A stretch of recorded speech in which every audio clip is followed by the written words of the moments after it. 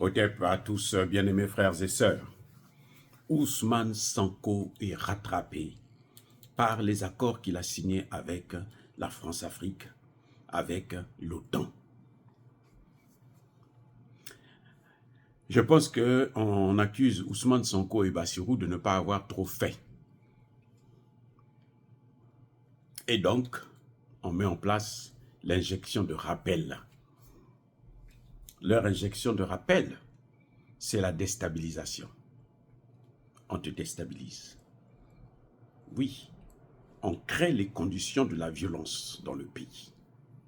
C'est pour ça que j'ai toujours dit, il ne faut pas négocier avec eux. Il ne faut pas avoir d'accord avec eux.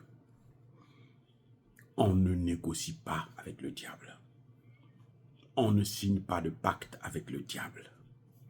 Ousmane Sonko l'a fait, il est en train de payer ça maintenant. Chaque fois que Ousmane Sonko sort, il est attaqué. Son convoi est attaqué. Si ce n'est pas le convoi qui est attaqué, c'est les hommes d'Ousmane Sonko qui attaquent. Alors, Ousmane Sonko accuse son ministre de l'Intérieur et son ministre de la Justice. Vous avez déjà vu des bêtises comme ça. Ousmane Sonko accuse le ministre de l'Intérieur et le ministre de la Justice de ne pas être capable d'assurer la sécurité des populations, la sécurité de son convoi notamment. Ousmane Sonko dit qu'il en a parlé au président Bassirou. Mais la situation ne s'arrange pas. Alors que se passe-t-il? Dites-moi. Comment Ousmane Sonko peut accuser son ministre de l'Intérieur, son ministre de la Justice? Le ministre de l'Intérieur, là, et le ministre de la Justice, là, ont pour patron, leur chef, c'est le Premier ministre. Ousmane Sonko est le Premier ministre. Et au-dessus d'Ousmane Sonko, il y a le président de la République. Comment le Premier ministre accuse ces ministres que lui, il a nommés? Mais pourquoi il ne les vire pas? C'est aussi simple que ça. La moindre des choses, tu les vires, puisqu'ils ne t'obéissent pas. Tu les vires. Quand vous avez un employé chez vous dans votre maison ou dans votre entreprise, vous lui donnez des ordres, il ne respecte pas les ordres. Qu'est-ce que vous faites? Vous les virez. Moi, là où je travaille, on me donne des ordres, j'exécute les ordres. Même quand j'étais aux Nations Unies, on dit, bon, écoutez, vous ne devrez pas critiquer le gouvernement qui vous a reçu. Bien, on ne critique pas. Oui. Vous travaillez avec eux, vous leur donnez des conseils. Ah ça, on pourrait faire comme ceci, on pourrait faire comme ça, mais vous ne pouvez pas critiquer. Non, votre position n'est pas bonne, la politique qui est menée dans ce pays n'est pas bonne. Non, vous n'êtes pas un opposant. Vous n'avez pas le droit, vous devrez suivre. Si vous ne respectez pas ça, on vous vire. C'est aussi simple que ça. Mais Ousmane Sonko se plaint de son ministre de l'Intérieur, de son ministre de la Justice. Mais attendez, c'est lui quand même le Premier ministre. Pourquoi il ne remanie pas son gouvernement? La moindre chose, c'est ça, de remanier le gouvernement. Vous savez quoi? Ousmane Sonko, en fin de compte, ne contrôle rien. Les amis, ce que vous voyez là, ça, c'est que Ousmane Sonko et Bassirou n'ont pas le pouvoir. Et ils n'ont pas de pouvoir. Le pouvoir est dans les mains de ceux qui les ont mis là. Le pouvoir est dans les mains de l'OTAN, de la France-Afrique. Maintenant, ceux qui posaient la question de savoir, oh, pourquoi Ousmane Sonko n'a pas arrêté Macky Sall, n'a pas interdit Macky Sall de sortir? Mais parce que Macky Sall, ils sont tous de la même équipe. Ils font partie du même club. Attendez, soyons sérieux. Vous êtes le Premier ministre. Vous avez des ministres qui ne font pas leur travail. Vous êtes conscient qu'ils ne font pas leur travail. Au lieu de les critiquer publiquement, vous les virez. Vous les avez nommés, donc vous avez aussi le pouvoir de les chasser. Vrai ou faux? Mais pourquoi il ne le fait pas? Parce que ce n'est pas lui qui les a nommés en fait. C'est un gouvernement qui leur a été imposé.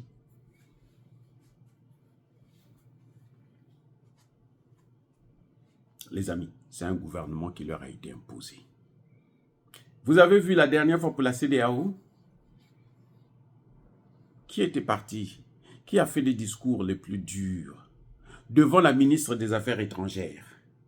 C'est le ministre de la Défense, le général Job. Branham ou quelque chose, Job. Vrai ou faux? La ministre des Affaires étrangères est là. Mais c'est le ministre de la Défense qui parle de la politique étrangère. Il fait asseoir la ministre, il dit, assieds-toi là, c'est pas ton affaire, c'est moi qui vais parler. Vous voyez, ça montre quoi? Ça montre que c'est lui qui a le pouvoir. Or, comme par hasard, dans un État, le ministère de l'Intérieur qui travaille avec la police et la gendarmerie, le ministère de la Justice qui travaille avec la police et la gendarmerie aussi, sont sous l'influence du ministère de la Défense. Parce que c'est ça qu'on appelle les forces armées. Le ministère de la Défense, c'est lui qui s'occupe des forces armées. Forces armées, c'est quoi? C'est ceux qui ont la capacité, ceux qui ont les moyens d'utiliser la force avec les armes. Police, la gendarmerie. Donc le ministère de l'Intérieur n'est pas au-dessus du ministre de la Défense. Donc vous avez cette hiérarchie-là. L'Intérieur, la justice et la défense sont plus ou moins chapeautés par la Défense, et la Défense est chapeautée par le ministère, la primature. Or, la primature se plaint de l'Intérieur et de la justice. Parce qu'en ce qui concerne l'organisation et la sécurisation des manifestants, c'est la police et la gendarmerie qui travaillent. Mais si la police et la gendarmerie ne font pas leur travail, à ce moment, la défense arrive. Mais si la défense aussi regarde seulement, ça veut dire que la défense est complice. Et si Ousmane Sonko ne peut rien dire à la défense, ça veut dire que la défense là appartient aux hommes. C'est la défense qui a introduit. La défense est l'injection de rappel. Pour dire à Sonko, si tu blagues, moi je te vire, toi et ton président. D'une manière ou d'une autre, je fais un coup d'État. Le général, là, il peut même faire un coup d'État et puis prendre le pouvoir. S'il continue comme ça. Comme par hasard, je vous ai déjà parlé de ce général. Moi, je dis c'est un général en carton parce que pour moi, il ne vaut rien. La seule chose qu'il sait faire, c'est la violence. C'est tout. Mais il ne vaut absolument rien. C'est pas dans sa tête, là, il n'y a rien. C'est vide. Vous savez quoi? Il a passé toute sa carrière aux Nations Unies. Quand tu as travaillé aux Nations Unies, dans les missions de maintien de la paix, en tant que militaire, tu appartiens à qui? Qui est en chef? C'est le sous-secrétaire général de l'ONU. Pas le secrétaire général, le sous-secrétaire général de l'ONU, chargé des missions de maintien de la paix. Qui est le sous-secrétaire général chargé de missions de maintien de la paix? Ça a toujours été un Français depuis la création de l'Organisation des Nations Unies. Donc, c'est un Français qui est le chef du général Brahim Diop ou je ne sais pas quoi. Vous voyez? Donc, c'est un Français. Ce sont les Français qui l'ont amené là, qui l'ont placé là, pour contrôler Ousmane Sonko et Bassirou. Entre-temps, vous savez quoi? Ousmane Sonko et Bassirou ont voulu interdire l'entrée des bateaux de pêche européens dans les eaux sénégalaises. Mais ça aussi, ça pose un problème. Eux, ils ont besoin de ce poisson. Ça n'appartient plus aux Sénégalais, ça leur appartient. Ousmane Sonko a signé des accords. Mais il ne respecte pas ces accords. Qu'est-ce qu'on fait?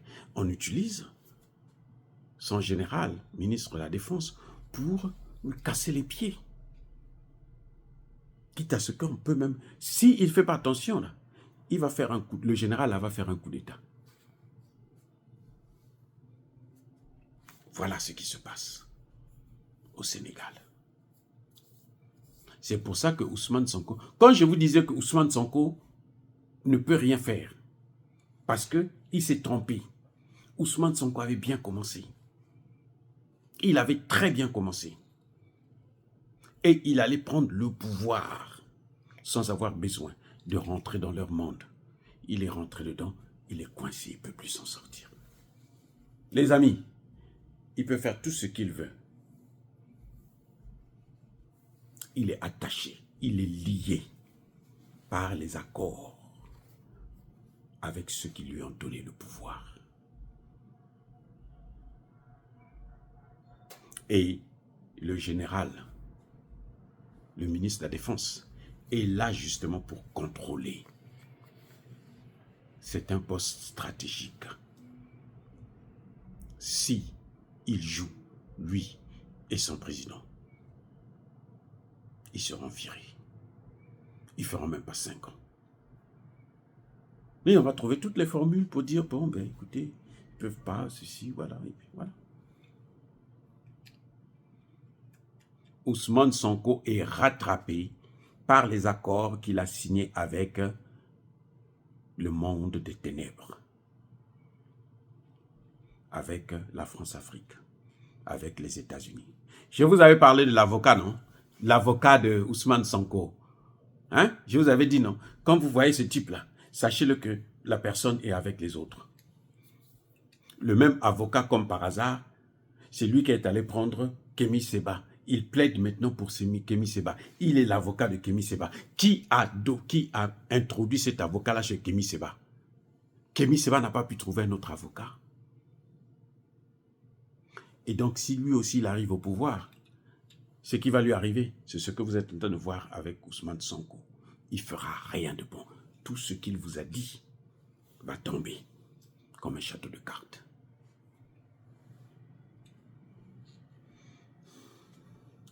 Donc, si je comprends bien, je peux déduire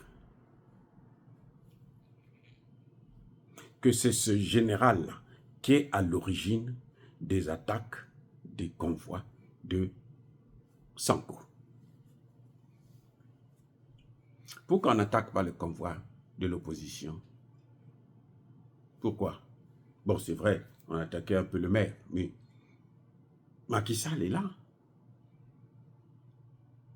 Ce qu'ils attaquent, c'est Sonko. Parce que c'est Sonko qu'il faut lui tirer les oreilles. Il n'a pas pu, lui et Bassirou, ils n'ont pas pu ramener le Mali, le Burkina et le Niger dans la CEDEAO.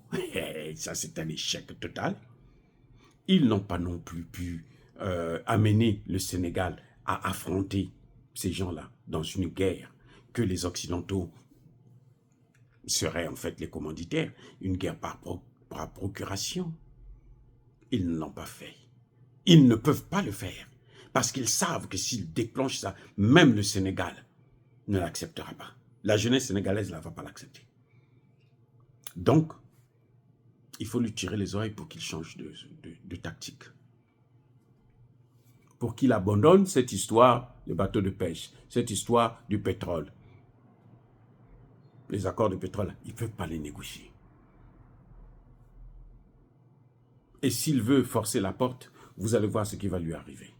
Les amis, soyez bénis, abondamment bénis par le Dieu des Kémites et par nos ancêtres angélisés, mais que tous ceux qui persécutent le continent africain le pillent et le déstabilisent, qu'ils soient noirs, blancs, chinois, arabes, juifs, indiens, qui qu'ils soient punis, maudits, foudroyés, neutralisés, écrasés, effacés par le Dieu des Kémites et par nos ancêtres angélisés. Vive l'Afrique éternelle. J'ai dit et j'assume.